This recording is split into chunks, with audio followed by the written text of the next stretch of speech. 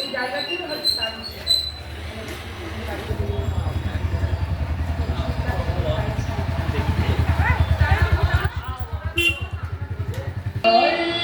শ্রীকৃষ্ণ দেব কি জয় জয় আপন আপন শ্রী গুরু মহারাজ জয় হরি নাম যজ্ঞ জয়।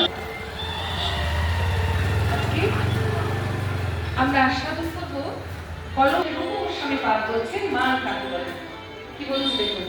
হে ভগবতী স্বভাব দিলা হবে। আচ্ছা সাত কি করে যায় রাস্তাতে? এই তো বলে বলছে কি বলছে, প্রেম কখনো সোজা পথে যায় না, প্রেমে কখনো বেশি এই বলছে অহির ভগবতী প্রেম না স্বভাব দিলা হবে। যথেষ্ট কুটির গতি প্রেমী, সাপের যেমন কুটির গতি সেরকম কোন দিকে চলে যেতে জানি না, প্রেম ঠিক তাই যথেষ্ট কুটির গতি। বলে অত হেতুযুক্ত মান মানে সহেতুক মান, সেই মানটাকে ভাঙাতে যথেষ্ট কষ্টসাধ্য। আর যে মান ভাঙান পুরুষরা, পুরুষদের মান ভাঙানোর অকারণে মান হয়ে যায়। রাধা গোবিন্দ আমার এক পাশাপাশি বসে আছেন, এবার গোবিন্দ আমার হঠাৎ করে রাধারানীকে বলছেন, প্রশংসা করে বলছেন, আহা রাধে কি সুন্দর তোমার বদনখানা।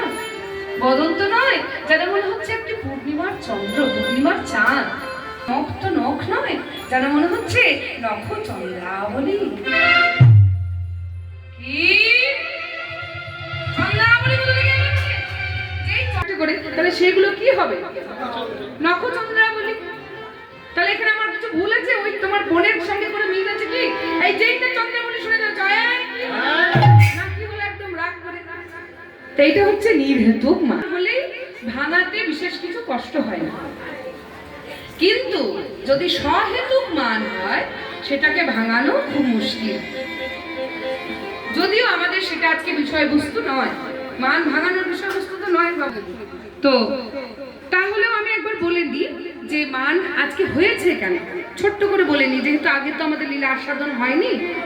তো আজকে শ্রীমতী রাধারানী আমার গিয়েছেন ওই যমুনায় জল আনতে।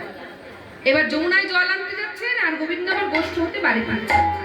বাড়ি ফিরতে ফিরতে গোবিন্দ আমার কি করেছেন না, রাধারানীকে একটা ফুল মানে ওই কেশ স্পর্শ করে একটা ইশারা করে দিয়েছে। ইশারা করে যে যার মতো ঘর চলে গেছে। এইবার বাড়িতে এসে রাধারানীর সখীদেরকে বলছে, আই ললিতা ও বিশাখা, বলছি যে আমার বধূ যে আমাকে বলে গেল যে কি করে কুঞ্জ মানে কোথায় যেতে বললো, কিছু বুঝতে পারলি? বুঝতে পেরেছিস কি বলতে? কিন্তু হ্যাঁ হ্যাঁ হ্যাঁ কেশ, ঠিক ঠিক কেশ। সাহেব চক্রবর্তী, কান্দি, মুর্শিদাবাদ। এতক্ষণ আমরা দেখলেন কান্দি তহবাজার, এখানে অন্নপূর্ণা মন্দির আছে। প্রত্যেক বছর বহু পুরানো মন্দির, পুজো অনুষ্ঠান হয়, তো কর্মসূচি চলছে। ধন্যবাদ।